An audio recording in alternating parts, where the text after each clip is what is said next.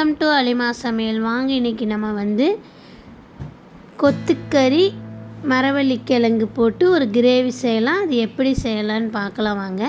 கொத்துக்கறினா மட்டனை வந்து நம்ம கைமா கொத்துற மாதிரி நல்லா பொடியாக கொத்தி வச்சுக்கணுங்க. மரவள்ளிக்கிழங்கு பாருங்கள், அதில் நான் கிரேவி செஞ்சுருக்கேன். எவ்வளோ சூப்பராக வந்துருக்கு பாருங்கள். இந்த மாதிரி நீங்களும் செஞ்சு பாருங்கள். இந்த வீடியோ பார்க்குறதுக்கு முன்னாடி சப்ஸ்கிரைப் பண்ணிட்டு பாருங்கள்.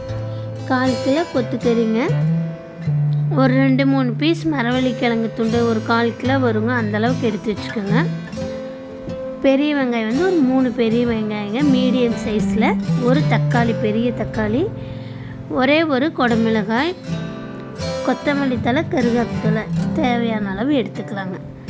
இப்போ வாங்க, மிளகாய்த்தூள் தேவையான அளவு, உப்புங்க, பட்டை ஏலக்காய் தூள், மிளகாய்த்தூள், சிக்கன் மசாலா 2 ஸ்பூன் எல்லாம் எடுத்து வச்சுருக்கோங்க. தயிர் ஒரு 3 ஸ்பூன், இஞ்சி பூண்டு பேஸ்ட் 3 ஸ்பூன். பாருங்கள், இஞ்சி பூண்டு பேஸ்ட் 3 ஸ்பூன் எடுத்து வச்சுருக்கேன். கெட்டி தயிருங்க, இது வந்து நான் வீட்டிலே ஊற்றி வைக்கிறது, பசுமாள் தயிர், சூப்பராக இருக்கும். வாங்க இப்போ நம்ம குக்கர் அடுப்பில் வச்சிடலாம். எண்ணெய் காய்ச்சிட்டோம், வெங்காயம் போட்டுக்கலாங்க. வெங்காயம் போட்டு நம்ம ரொம்ப வதக்கணுங்கிறதுலாம் இல்லைங்க, ஓரளவுக்கு நல்லா வதங்கின பின்னாடி பாருங்கள் வதக்கி கொடுக்கலாம். வதக்கி கொடுத்துட்டு ஓரளவுக்கு கண்ணாடி பதம் வந்துட்டோம்னா, ஏன்னா நம்ம அடுத்தடுத்து இது பண்ணும்போது எல்லாம் வதங்கிடும். பாருங்கள், இந்த மாதிரி ஆயிடுச்சு பாருங்கள், நல்லா வதங்கிடுச்சுங்களா. இப்போ வந்து நம்ம அந்த கறி வந்து போட்டுடலாங்க.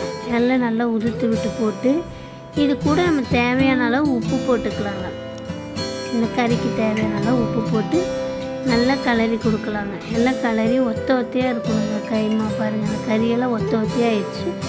இந்த மாதிரி இருக்கும்போது நம்ம வந்து தயிர், இது இஞ்சி பூண்டு போட்டுக்கலாங்க. 1 ஸ்பூன் மட்டும் இதுக்கு அளவாக கொஞ்சமாக இஞ்சி பூண்டு பேஸ்ட் போட்டு நல்லா கலந்து கொடுத்துட்டு நம்ம வந்து எடுத்து பார்க்கலாங்க. பாருங்கள், எல்லாம் நல்லா வதங்கியிருக்கு பார்த்திங்களா. இந்த மாதிரி இருக்கும்போது நம்ம தண்ணி ஊற்றிக்கலாங்க. தண்ணி ஊற்றி ஃபஸ்ட்டு நம்ம வேக வச்சுக்கலாம். ஏன்னா கிழங்கு கேப்சிகம்லாம் போட்டோம்னா ரொம்ப கரைஞ்சிடும். அதனால் இந்த மாதிரி நம்ம வேக வச்சு எடுத்தால் பாருங்கள் எவ்வளோ தண்ணியாக, கொஞ்சம் தண்ணியோடு இருக்குது. நம்ம இது சுண்டும் போது அது கூட அந்த ஒரு தக்காளி போட்டுக்கலாங்க. தக்காளியும் போட்டு இது வேக வச்சு எடுத்ததுக்கப்புறங்க ஒரு 3-4 விசில் விட்டு எடுத்துட்டு, அதுக்கப்புறம் தக்காளி கைமா எல்லாம் பாருங்கள் போட்டு நல்லா பரட்டி விடுறேங்க. பரட்டி விட்டு நம்ம வந்து இப்போ வந்து என்ன பண்ணலான்னா, அந்த கிழங்கு வந்து நான் கட் பண்ணி வச்சுருக்கேங்க, அந்த கிழங்கையும் நல்லா கிளறி கொடுத்துடலாங்க. கிளறி கொடுத்துட்டு நம்ம வந்து இப்போ வந்து அந்த மசாலா பொடியெல்லாம் சேர்த்துலாங்க. பார்த்திங்களா, இந்த மாதிரி நல்லா கிளறி கொடுக்கணும். கிளறி கொடுக்கும்போது அந்த கிழங்கு கறி எல்லாம் சேர்ந்து நல்லாயிருக்கும். இஞ்சி பூண்டு பேஸ்ட்டு போட்டுக்கலாங்க. போட்டு எல்லாம் நல்லா கலந்து விட்டுட்டு நம்ம அடுத்து வந்து அந்த மசாலா பொடியெல்லாம் போட்டுக்கலாம். எல்லாமே போட்டு நல்லா இப்போ வந்து நம்ம எல்லாத்தையும் ஒன்றா கலந்து கொடுத்துடலாங்க. கலந்து கொடுத்துட்டு பாருங்கள், இந்த மாதிரி நல்லா வதக்கி விடணும். வதக்கும் போது ஒட்டாமல் இருக்கணும் குக்கரில். நம்ம இப்போ வந்து ஒரு சிம்மில் மூடி வச்சிடலாங்க. எல்லாம் நல்லா வதங்கியிருக்கு பாருங்கள். சிம்மில் மூடி வச்சு எடுத்து வச்சாச்சு. இப்போ வந்து தயிர் ஊற்றிக்கலாங்க. அந்த கெட்டி தயிர் அப்படியே ஊற்றிடலாம்.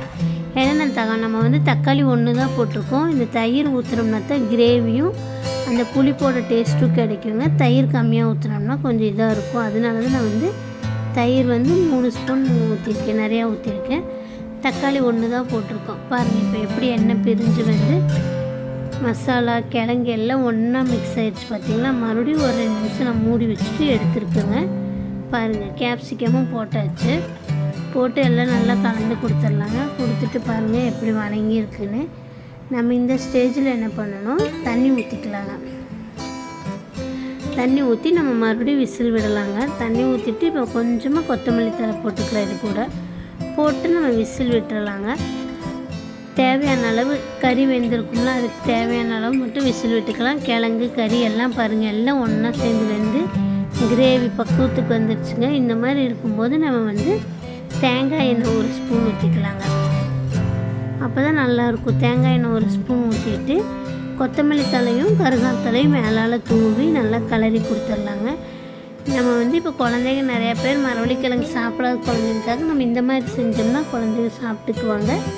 செஞ்சு கொடுத்து பாருங்கள். நீங்கள் இதே மட்டனில், சிக்கனில் எது வேணாலும் கூட போடலாம். நான் மட்டன் கைமா கூட போட்டிருக்கேன், மட்டன் கொத்துக்கறி கூட போட்டிருக்கேன். நீங்கள் வந்து அதே இந்த மாதிரி எல்லாத்துக்கும் கூட செஞ்சு பாருங்கள் எல்லாம் ஒன்றா கலந்து எவ்வளோ சூப்பராக இருக்கும். டேஸ்ட்டும் சூப்பராக இருக்குங்க.